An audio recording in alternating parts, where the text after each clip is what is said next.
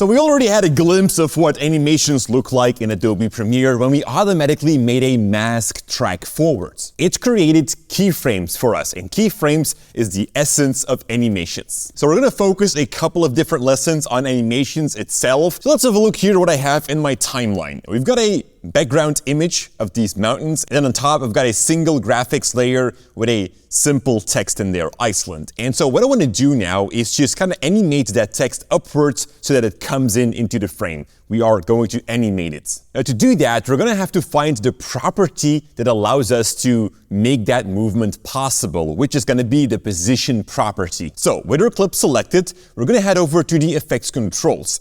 Now with a graphics layer, it could become a little bit confusing because we have two options here. We get graphics on top, and then here on the bottom, we get video. Underneath video, we get the standard properties that we are used to by now, but on top, we get the same motion properties. Let me just expand the text property here. Now, the reason that we also have position, scale, rotation, and everything just like underneath here is because this is a graphics layer, and we've seen before that a graphics layer can hold multiple different graphics. We can have multiple text in there, we can have pictures in there, we can have shapes in there. And Premiere is giving us the option to animate every single element separately. So that is why we can choose to animate the layer itself, or we can choose to just animate the entire graphics layer, which sits here under the video. Now Premiere made it a little bit confusing by also adding a vector motion property here on top, which also has the same motion properties. Now, this is not because I might have a second graphic within my graphic layer.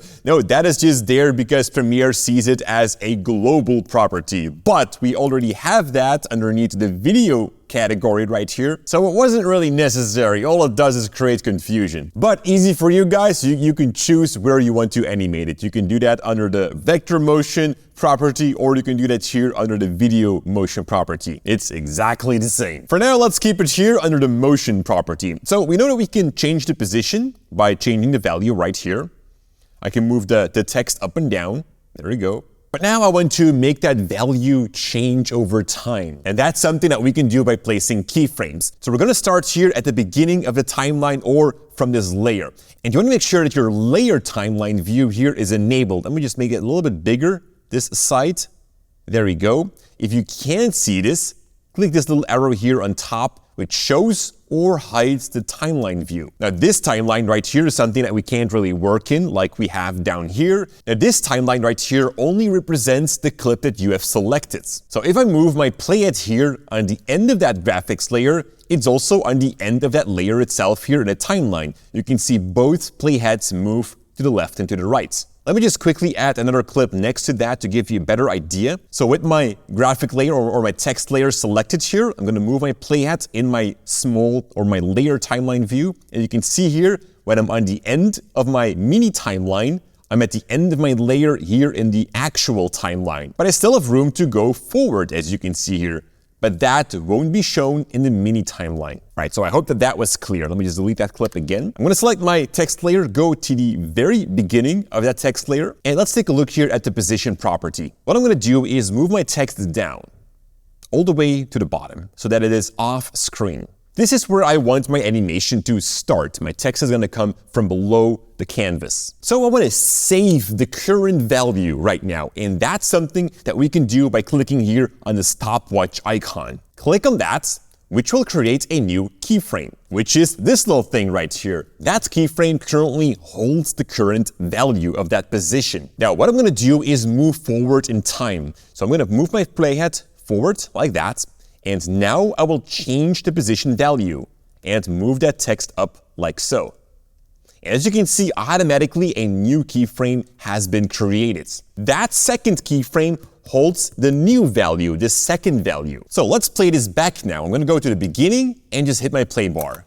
And look at that, we have just created our first animation inside Premiere. See this as a car having to drive from point A to point B. This is your point A and this is your point B. So we are giving that car 2 seconds to go from point A to point B. Now, what if we gave that car 4 seconds? So that means the car has to travel the same distance, but it gets 4 seconds to do that. I'm just gonna take that keyframe and move it up till the 4-second mark, which I can see here on the top. That means it can do that more relaxed. It has more time to do so, so the car will drive slower. In other words, the animation will go slower as well. So that means if I move these two keyframes closer to each other, that animation will go faster.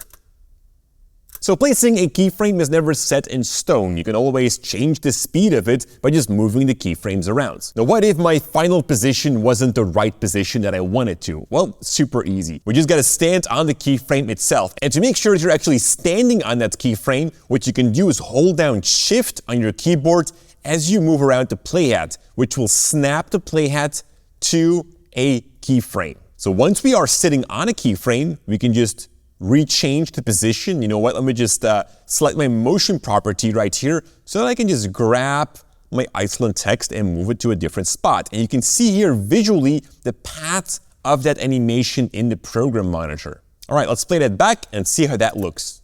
Pretty awesome. And there is a problem about this animation. It starts like very quick and then it stops like instantly as well. As you're driving a car, you can't stop instantly too, unless you drive into a wall. But you always gotta hit the brake and smoothly come to a stop. That is just more natural and also something that we can do with keyframing. You see, currently we are working with a linear keyframe, which looks like this. This simply says that we're not gonna do any kind of smoothing. Now, see what happens here. I can actually right-click on this keyframe, on the last keyframe, and go over to temporal interpolation. Within there, we get a whole bunch of options to choose how that smoothness has to be. And most of the time, we're going to work with ease in or ease out. Since it's the last keyframe, we want to choose ease in. And I know that that might sound a little bit counterintuitive, but you got to see it this way. I'm going to select here ease in. You can see the keyframe change to an icon like this, which tells us that the animation will stop smoothly. Now, the animation here is coming from the left to the right. So it's going into that final keyframe. That is how you got to think about it. If you want your animation to start smooth, we got to choose ease out for the first keyframe because the animation is going out of that keyframe. You know, but here's the thing, since the text starts off screen, we don't really need to add an ease to it because we don't see that smooth acceleration start, but we do see it stop. So let's play that back and see how the animation looks. Wow. Much better, guys. This is so much better. We get a smooth animation. And that is one of those small things which sets an amateur versus a professional video editor apart, making sure that your keyframes are smoothened out. Now, as you can see here, every single one of these properties has a stopwatch next to them. And whenever we see a stopwatch like this, it means that we can animate that property. So in the next lesson, we're gonna start to animate some effects and create our very own custom transition.